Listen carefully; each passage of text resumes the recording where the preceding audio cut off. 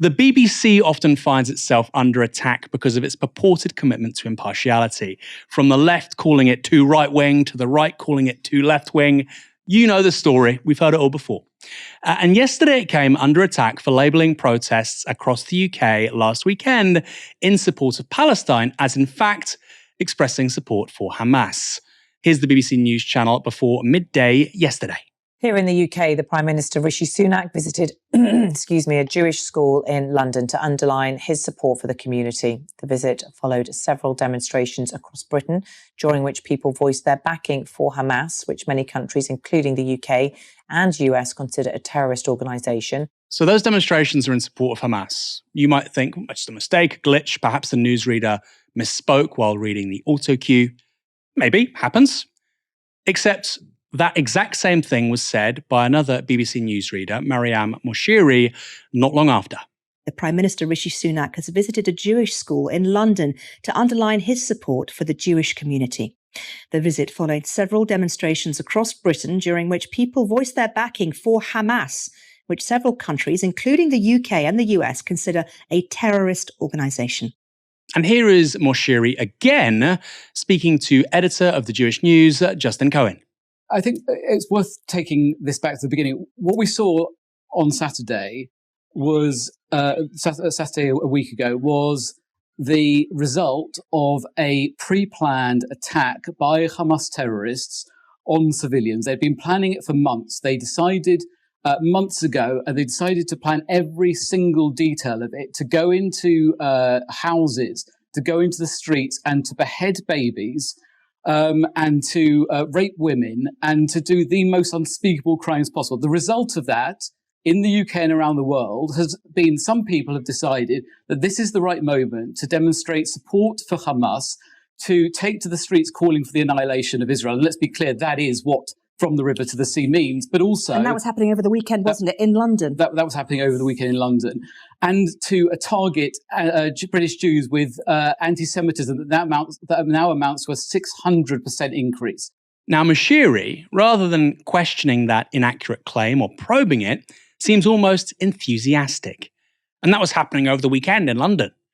Obviously, 150,000 people didn't march in support of Hamas last weekend, which is why this statement was given on air not long after. Earlier on BBC News, we reported on some of the pro-Palestinian demonstrations at the weekend. We spoke about several demonstrations across Britain during which people voiced their backing for Hamas. We accept that this was poorly phrased and was a misleading description of the pro-Palestinian demonstrations. Mariam Moshiri also posted this on her Twitter account. Earlier, we reported on some of the pro-Palestinian demonstrations at the weekend. We spoke about, quote, several demonstrations across Britain during which people voiced their backing for Hamas. We accept this was poorly phrased and was a misleading description of the demonstrations. That's not really an apology, especially given she intoned about how this being in London. Now, of course, at the same time as all of this, the BBC is keen to emphasise its fact-checking capabilities. Remember BBC Verify? Well, here's the BBC's Nick Robinson on Twitter promoting the anti-disinformation work of his colleague Shayan Sarazadeh over at BBC Verify. Beware misinformation about what's happening in the Middle East. The more what the FOMG is, the more likely it's untrue. Don't share false info. Here to help highlight lies, old footage and video game clips, yes really, is Cheyenne86. He does a fresh thread daily. And then there was this piece published the day before on the BBC website. Who's behind the Israel-Gaza disinformation and hate online? In this case, it was you guys. Your news channel effectively libeled, let's be real, as many as 200,000 people nationally, while they exercise their democratic right to protest, claiming that they support a prescribed terrorist organization, which of course is a criminal offense. That's quite a big deal. That's quite a big deal. Supporting Hamas could be as long as 10 years in prison. That's the maximum sentence under the 2000 Terrorism Act. That's what you said these people had done. Now, that piece I just cited itself is actually incredibly bizarre. This part in particular really stuck out. According to Cyabra, a company based in Israel that analyzes social media, 1 in 5 accounts taking part in conversations about the attacks committed by Hamas since the 7th of October are fake.